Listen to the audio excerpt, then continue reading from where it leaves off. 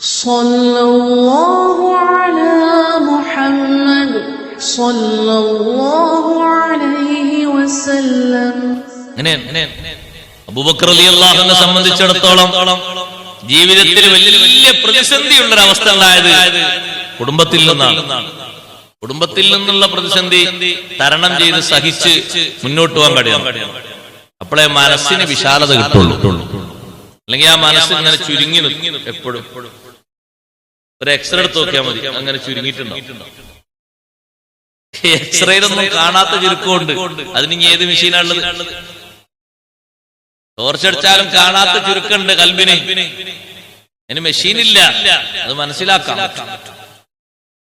നമ്മളെ മനസ്സ് വിശാലത കിട്ടണമെങ്കിൽ, മാനസിക വിശാലത കൂടി കിട്ടണമെങ്കിൽ അതിനുള്ളൊരു മാർഗം കൂടിയാണ് കുടുംബത്തെ സേവിക്കുക എന്നത്. വലിയ വലിയ ലാഭം കിട്ടുന്ന സ്വത്ത് മുഴുവനും കുടുംബക്കാരിലേക്ക് തിരിച്ചുവിടാൻ വേണ്ടി നബി സല്ലല്ലാഹു അലൈഹി വസല്ലം തങ്ങൾ നിർദ്ദേശിച്ചതിന്റെ പിന്നിലുള്ള തത്വം അതാണ്. ഒക്കെ അങ്ങോട്ട് കൊടുക്കാൻ വേണ്ടി പറഞ്ഞു. അബൂബക്കർ സിദ്ദീഖ് റളിയല്ലാഹു അൻഹുവിന്റെ വീട്ടിൽ താമസിച്ചിരുന്ന മിസ്തഹ് ബിൻ ഉസാസ് റളിയല്ലാഹു അൻഹുവും ഉമ്മയും. മിസ്തഹ് റളിയല്ലാഹു അൻഹു ബദരീങ്ങളിൽപ്പെട്ട മഹാനാണ്.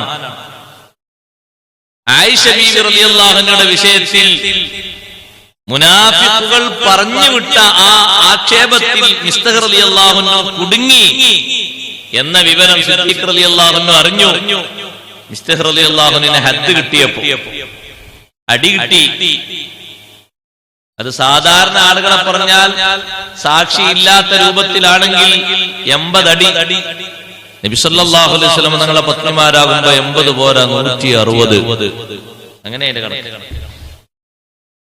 കിട്ടേണ്ട ആളുകൾക്ക് അങ്ങനെ കിട്ടണ്ടേ? 160 അടി കിട്ടി. സിദ്ദീഖ് റളിയല്ലാഹു അൻഹു ഈ വിഷമം താങ്ങാൻ കഴിയാഞ്ഞിട്ട് മഹാനവറുകൾ പറഞ്ഞു, നിങ്ങൾക്ക് ഇതുവരെ തരുന്ന ചെലവൊക്കെ നിർത്തി, നിങ്ങൾ ഉമ്മയും പെരേന്ന് പൊയ്ക്കോളിന്ന് പറഞ്ഞു.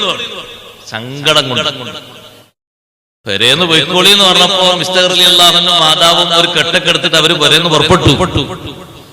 സുബ്ഹാനല്ലാഹ്. അവരെങ്ങനെ ഇറങ്ങി ഒരു ഭാഗത്തൂടെ ഇങ്ങനെ പോകുമ്പോ ഒരാൾ വന്നിട്ട് സിദ്ദീഖ് റളിയല്ലാഹു അൻഹുവോട് പറയുന്നു, നിങ്ങളെ വേഗം ചെല്ലാൻ വേണ്ടി പറഞ്ഞിട്ടുണ്ട് നബി സല്ലല്ലാഹു അലൈഹി വസല്ലം തങ്ങൾ, പെട്ടെന്ന് എത്താൻ വേണ്ടി പറഞ്ഞിട്ടുണ്ട്.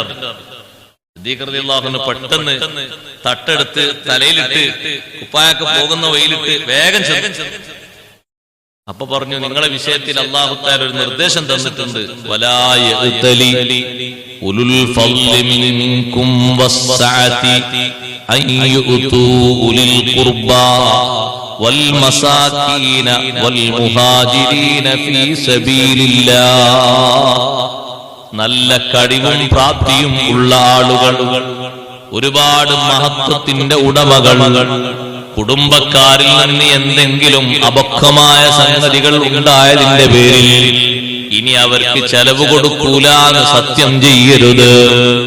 ഒന്നും കൊടുക്കൂല എന്ന് സത്യം ചെയ്യരുത്. അതിനേക്കാളും നല്ലത് വിട്ടുവീഴ്ച ചെയ്തെടുത്ത് ചെയ്തു കൊടുത്തിട്ട് ആ വിഷയം ഒഴിവാക്കണം. അലാ തുഹിബ്ബൂന അൻ യഗ്ഫിറല്ലാഹു ലക്കും. നിങ്ങൾക്കും അല്ലാഹു മാപ്പ് തരുന്നത് നിങ്ങൾക്ക് ഇഷ്ടമില്ലയോ? ആ ആയത്ത് ഇങ്ങനെ ഓതിയിട്ട് ഈ ചോദ്യത്തിന്റെ അവിടെ എത്തിയപ്പോ സിദ്ദീഖ് റളിയല്ലാഹു അൻഹു പറഞ്ഞു, ബലാ, അതെ, ഉഹിബ്ബു അൻ യഗ്ഫിറല്ലാഹു ലീ. അല്ലാഹ് എനിക്ക് മാപ്പ് തരുന്നത് ഞാൻ ഇഷ്ടപ്പെടുന്നു. പെട്ടെന്ന് തന്നെ അവിടെ നിന്ന് ഇറങ്ങി പുറപ്പെട്ടു. മിസ്തഹ് റളിയല്ലാഹു അൻഹു മാതാവും പോകുന്ന വഴിയിൽ നിന്നവരെ തിരിച്ചു കൊണ്ടുവന്നു. വീട്ടിലേക്ക് കൊണ്ടുവന്നിട്ട് പറഞ്ഞു, ഇനി നിങ്ങൾ എന്റെ വീട്ടിൽ നിന്ന് പോകരുത്. നിങ്ങളിൽ നിന്ന് സംഭവിച്ചതൊക്കെ ഞാൻ മാപ്പാക്കിയിരിക്കുന്നു.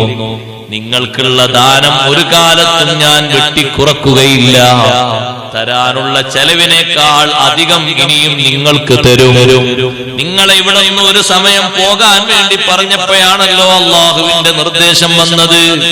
അതുകൊണ്ട് നിങ്ങൾ പോകരുത്, നിങ്ങൾ എന്റെ വീട്ടിൽ തന്നെ നിൽക്കണം. ഉണ്ടായ വിഷയങ്ങളൊക്കെ ഞാൻ മാപ്പാക്കി തന്നു. അവർക്ക് കൊടുക്കുന്ന ചെലവിൽ വർധനവ് വരുത്തിയിട്ട് ആ വീട്ടിൽ തന്നെ വരെ താമസിപ്പിച്ചു. വലിയ ഒരു പാഠം നമുക്ക് പഠിക്കാനുണ്ട്. ചെറിയ വിഷയങ്ങൾ ഉണ്ടായാൽ തന്നെ പൊട്ടലും ചീറ്റലും ഉണ്ടാകുന്ന കുടുംബ ബന്ധങ്ങളാകരുത് നമ്മുടെ ബന്ധം. ചിലപ്പോഴൊക്കെ ഒരാൾ കർശനമായിട്ട് എന്തെങ്കിലും പറഞ്ഞു വരും, ചിലപ്പോ ചൂടായി വരും. പാപ്പാക്ക് 5 മക്കളുണ്ടെങ്കിലും 5നും ഈറ്റ് ഒരു മോഡലാകൂല, 5നും ഹുലുക്ക് ഒരേ മോഡലാകൂല. സ്വഭാവം ചെറിയ വ്യത്യാസങ്ങളുണ്ടാവും. രൂപഭാവങ്ങൾ തന്നെ വ്യത്യാസമല്ല, പിന്നെ വാക്കിൽ വ്യത്യാസമല്ല, മെമ്മറിയിൽ വ്യത്യാസമല്ലേ, എല്ലാത്തിനും വ്യത്യാസം ഉണ്ടല്ലോ. അപ്പൊ ആ വ്യത്യാസം മനസ്സിലാക്കിയത് തരണം ചെയ്തിട്ട് സഹകരിച്ച് ഒപ്പിച്ചു കൊണ്ടുപോകാൻ കഴിയണം.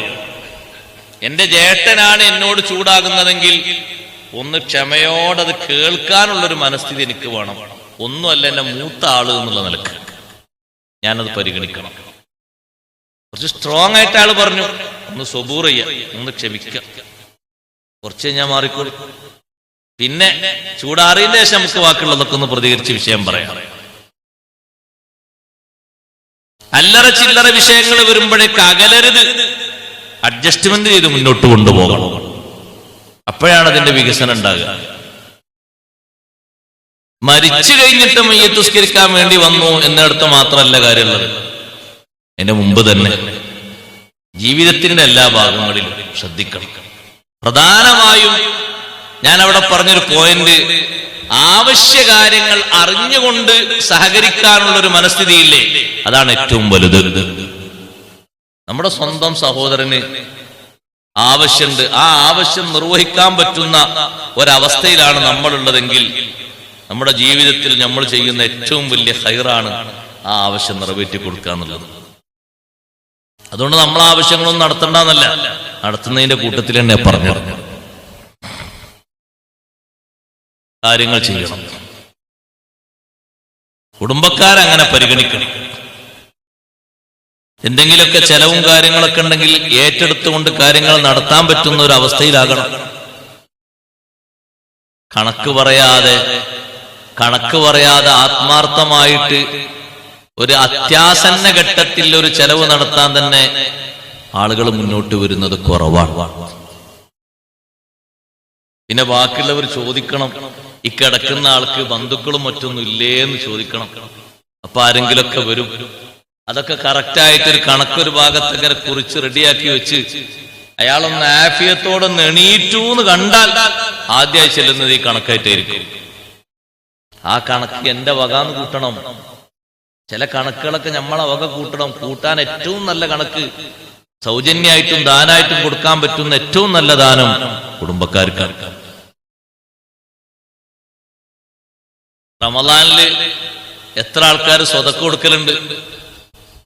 സ്വതക്ക കൊടുക്കാൻ പറ്റിയ, റമളാന്റെ അവസാനത്തെ 10ലും മറ്റൊക്കെ സ്വതക്ക കൊടുക്കാൻ പറ്റിയ നമ്മളെ നാട്ടിലെ, നമ്മളെ കുടുംബത്തിലെ ഏറ്റവും പ്രധാനപ്പെട്ട അതിനാവശ്യമുള്ള ആൾക്കാരെ അവരാദ്യം പരിഗണിക്കും. കുടുംബക്കാർക്കല്ലേ ആദ്യം പരിഗണിക്കുന്നത്. എത്ര ലാഭമുള്ള സ്വത്താണ് നബി സല്ലല്ലാഹു അലൈഹി വസല്ലം തങ്ങൾ കുടുംബത്തിന് കൊടുത്തോടി എന്ന് പറഞ്ഞ് ചെലവിട്ടത്. വിശുദ്ധ ഇസ്ലാമിന് അത് കിട്ടിയിരിക്കുകയാണെങ്കിൽ എന്തെല്ലാം പദ്ധതികൾ നടക്കുമായിരുന്നു. പക്ഷെ തങ്ങളത് തിരിച്ചുവിട്ടത് കുടുംബത്തിലേക്കാണ്. എന്താ അതിന്റെ കാരണം? അതിതാണ് ഈതാഇദിൽ ഖുർബ, കുടുംബക്കാർക്ക് കൊടുക്കുന്നതിന് പ്രത്യേകമായി കുടുംബ ഭദ്രത മാത്രമല്ല, അതിലുദ്ദേശിക്കുന്നത് നാട്ടിന്റെ നന്മക്ക് ഏറ്റവും പ്രധാനപ്പെട്ട വിഷയമാണ് കുടുംബക്കാരന് അവനൊരു ഹക്കും കൂടിയുണ്ട്.